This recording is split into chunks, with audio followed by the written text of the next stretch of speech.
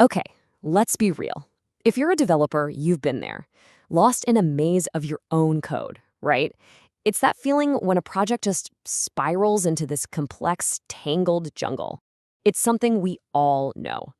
But what if the answer isn't just grinding harder, but actually working smarter? What if AI could help? Well, that's what we're going to talk about.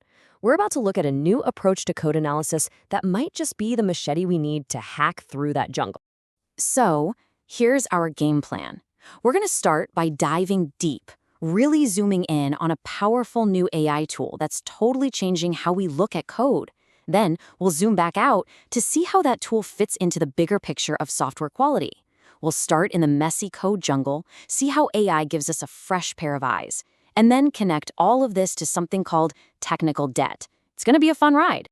All right, first stop the code jungle. And let's be honest, every single software project, no matter how perfectly planned, has the potential to become one. You know what I'm talking about. That tangled, overgrown mess where you make one tiny change and suddenly everything breaks. It's a nightmare. And look, this isn't just annoying, it's a massive productivity killer. A recent GitHub survey found that developers spend a staggering 30% of their time just wrestling with bad code. Think about that. That's almost a day and a half every single week spent just untangling messes instead of, building cool stuff. So how do we fight back? Well, our main weapon for taming this jungle has always been code refactoring. It's basically the art of tidying up your code, making it cleaner, easier to read, and simpler to maintain, all without actually changing what it does on the outside. It's like pruning the branches so you can actually see the path again. And it is absolutely essential for the long-term health of any project. Now, we've had tools to help us with this for a while, right? Things like SonarQube. And they are helpful, don't get me wrong, but they're kind of like a spell checker for your code. It's great at catching typos, but it has no clue about grammar or sentence structure. It flags simple, rule-based stuff, but completely misses the deeper structural problems, the stuff that really grinds development to a halt. Okay, and this is where things get really, really interesting. To truly get what's going on in our code, we have to stop seeing it as just a bunch of text. We need to see its structure, and that's exactly where this new type of AI comes into play. It's called a graph neural network, or GNN for short. This is a fundamental shift in how we analyze code. Think about it. Traditional tools read code like a book, just one line after another. But GNNs, they see the whole map. They don't just see the words, they see the relationships, the connections between all the different functions, variables, and calls. It's like seeing the highways connecting cities instead of just reading a list of city names. So how the heck does it do that?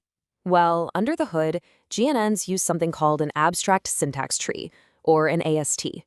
The easiest way to think of it is as a structural blueprint of your code. The GNN takes that blueprint and turns it into a graph it can analyze. That's how it understands the structure, not just the text. Okay, that all sounds super impressive in theory, but does it actually work? How does it stack up against the tools we already use? Well, researchers decided to find out. They put this new AI head-to-head with existing methods in a massive showdown, using a data set of over 2 million code snippets.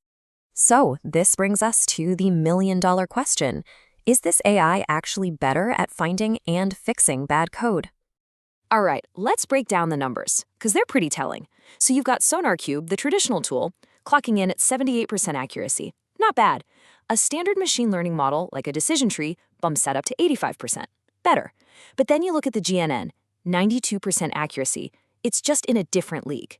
And it's not just about finding the problems. Look at complexity drop and coupling drop. Those numbers tell us that the fixes suggested by the GNN actually result in much, much cleaner code. And this bar chart just makes it crystal clear. Look at this. The fixes suggested by the GNN reduce code complexity by 35%. That is more than double the impact of SonarQube's suggestions. In the real world, that is a massive, massive leap forward for software quality. So, why the huge difference? It all comes back to that one key idea. GNNs understand the code's structure.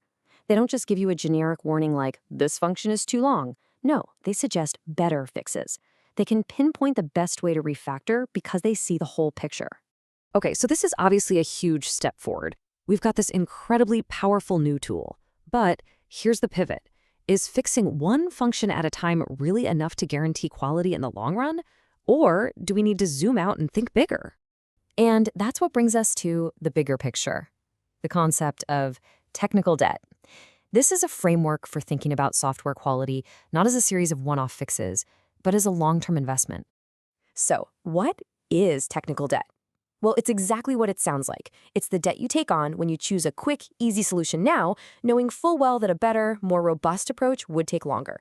You're basically taking out a loan on your code base. You get the feature out the door fast, but that debt accrues interest, making everything harder and more expensive down the road.